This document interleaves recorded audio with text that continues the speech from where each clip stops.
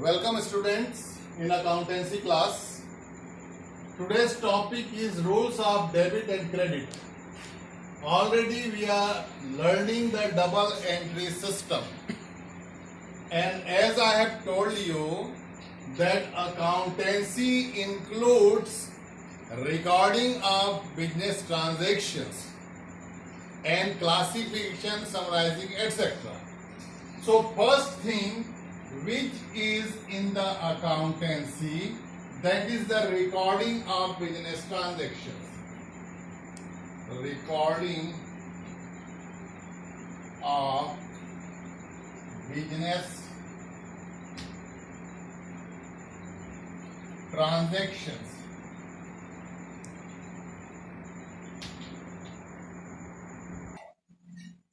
So my dear students, we are learning about the recording of business transactions. Already you have learned about the transactions. Recording and writing, they are entirely different. Writing, when you write any transaction on the blackboard or in the copy. But recording is entirely different, and recording system we have followed, that is double entry system.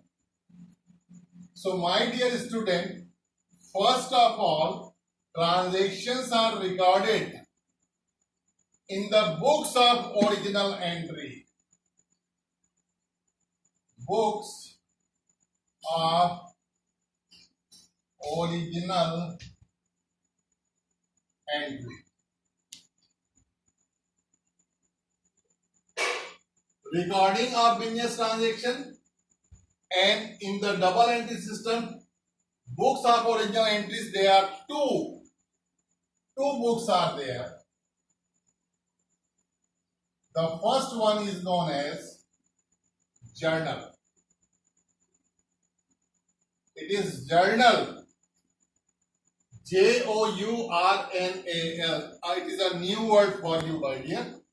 And the second books of original entry is known as subsidiary books. Subsidiary books are so many, but journal is only one. Journal is book of original entry. This is number one and this is number two. Either we can follow the journal. There are two books for making the original entry. Recording for the business transactions, we are two books, journal or subsidiary books. So either we can follow in the business journal or we can follow the subsidiary books. In the journal, I will explain the total pro forma of the journal later on. Before that, in the journal, transactions are recorded with the debit and credit effect. Transactions are recorded with the two effects, that is debit effect and credit effect. These are the two words, debit and credit, and in a very simple word I can say these debit and credit are two manners of recording transactions in the journal. Listen my words carefully. So transactions are recorded with the two effects, that is debit and credit, in the journal. So my dear, as already I have explained you about the transaction. Here I am writing a transaction. Mohan started his business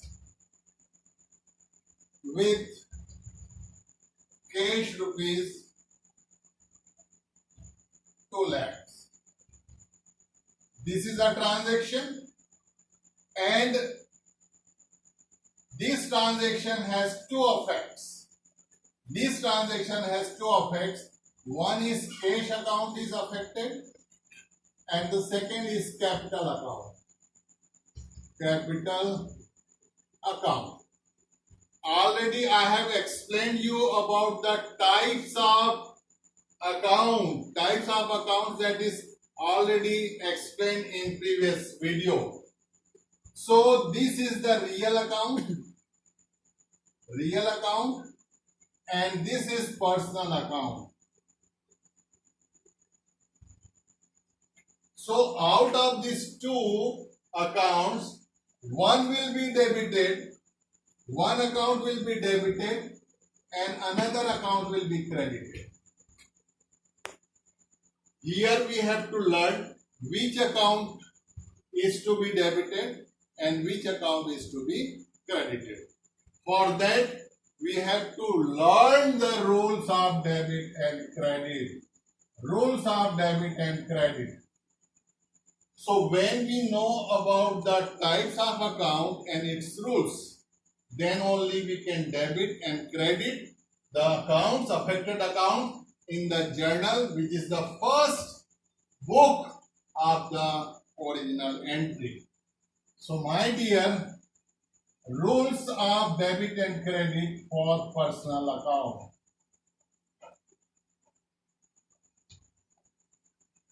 Personal account. As already it is explained that the personal account includes names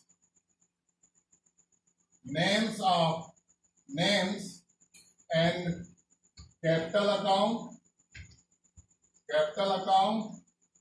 and drawings account. Personal account includes names of any person, name of any firm, any organization, any institution, capital account and drawings. It is already explained in the previous period. So the rule, if one of the account is personal account, so this rule will be applicable. Debit the receiver.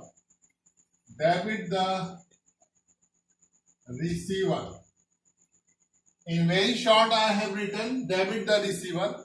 If the person is receiver, his account will be debited, and credit the giver.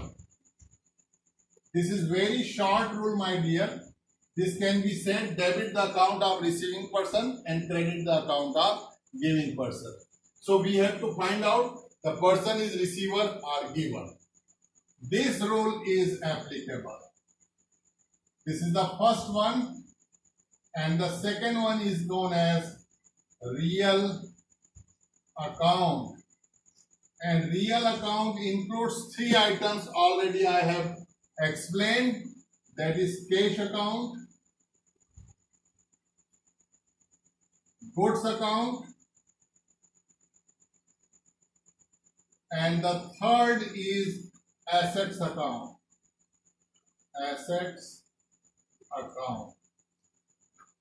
Real account includes three items: cash account, goods account, and asset account.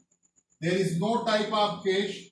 Goods account is already classified into 6 parts: 1, 2, 3, 4, 5, and 6.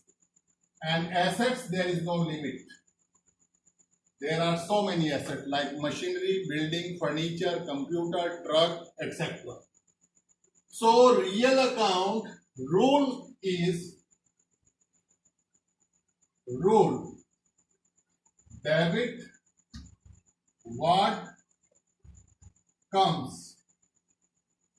Debit what comes in the business and credit what goes. Debit what comes in the business, and credit what goes out from the business. This is the rule. If cash comes into the business, that account will be debited. If goods comes into the business, that will be debited. If asset comes into the business, that will be debited. That account will be debited. And when cash goes out, goods goes out, asset goes out, that account is credited. This is the second rule. The third rule is for nominal account. Nominal account includes 4 items: expenses and losses. And the second thing is incomes and profit. These are the 4 items included in nominal account. If that account is expenses, the affected account is expenses account or losses account, that will be debited. Here I am writing the rule.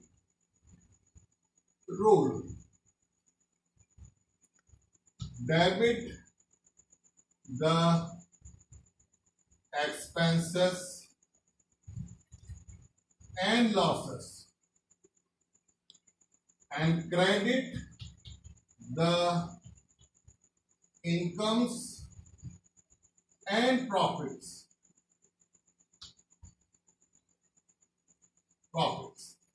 These are the rules. If the affected account is expense or loss, that account will be debited.